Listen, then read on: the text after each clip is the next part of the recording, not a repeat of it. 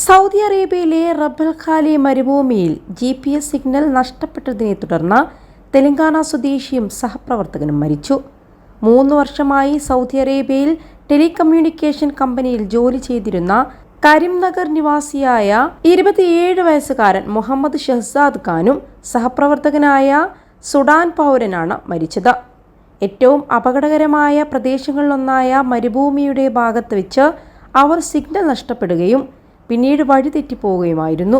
650 കിലോമീറ്ററിലധികം വ്യാപിച്ചു കിടക്കുന്ന റബ്ബൽ ഖാലി സൗദി അറേബ്യയുടെ തെക്കൻ പ്രദേശങ്ങളിലേക്കും അയൽ രാജ്യങ്ങളിലേക്കും വ്യാപിച്ചു കിടക്കുന്ന പ്രദേശമാണ്. GPS സിഗ്നൽ തകരാറിലായതിനെ തുടർന്ന് ഒരു സുഡാൻ പൗരനൊപ്പം ഷഹ്സാദ് വഴിതെറ്റി സഞ്ചരിച്ചു. ഇതിനിടെ ഷഹ്സാദിൻ്റെ മൊബൈൽ ഫോൺ ബാറ്ററി പ്രവർത്തിക്കാതെയായി. ആരെയും സഹായത്തിന് വിളിക്കാനോ ലൊക്കേഷൻ ഷെയർ ചെയ്യാനോ സാധിക്കാതെ വന്നു. പിന്നീട് ഒരുപാട് ദൂരം പോയതോടെ വാഹനത്തിൽ ഇന്ധനം തീർന്നു. മരുഭൂമിയിലെ കൊടും ചൂടിൽ ഭക്ഷണമോ വെള്ളമോ ഇല്ലാതെ ഇവർ അലഞ്ഞു. ഒരു മനുഷ്യന് താങ്ങാൻ സാധിക്കാത്ത നിലയിലുള്ള താപനിലയിൽ ജീവൻ നിലനിർത്താൻ ഒത്തിരി ശ്രമങ്ങൾ നടത്തിയെങ്കിലും വിജയിച്ചില്ല. കടുത്ത നിർജ്ജലീകരണവും ക്ഷീണവും കാരണം ഇവർ മരണത്തിന് കീഴടങ്ങി. 21 ലക്ഷത്തോളം സന്തുഷ്ടരായ ഉപഭോക്താക്കളും 2 ലക്ഷത്തോളം തിമിര ശസ്ത്രക്രിയകളും പൂർത്തിയാക്കിയ മലബാറിലെ ഏക കണ്ണാശുപത്രി Al Salama eye hospital, hospital road, Perinthalmanna.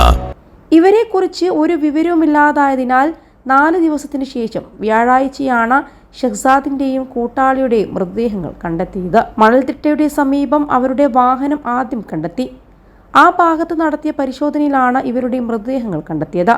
ഇവരുടെ വാഹനത്തിന്റെ സമീപം വിരിച്ച നമസ്കാര പരവതാനിയിലാണ് മൃതദേഹങ്ങൾ കണ്ടെത്തിയത്.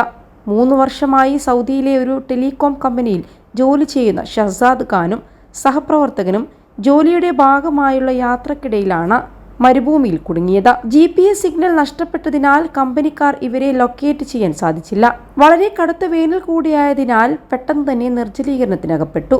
650 കിലോമീറ്റർ വിസ്തൃതിയിൽ നീണ്ടു പരന്നു കിടക്കുന്ന മരുഭൂമിയുടെ ഒരു ഭാഗത്തു നിന്നും ഇവരെ കണ്ടെത്തുന്നതിന് വേണ്ടി തെരച്ചിൽ നടത്തിയെങ്കിലും ഇവരുടെ മൃതദേഹങ്ങളാണ് കണ്ടെത്തിയത്.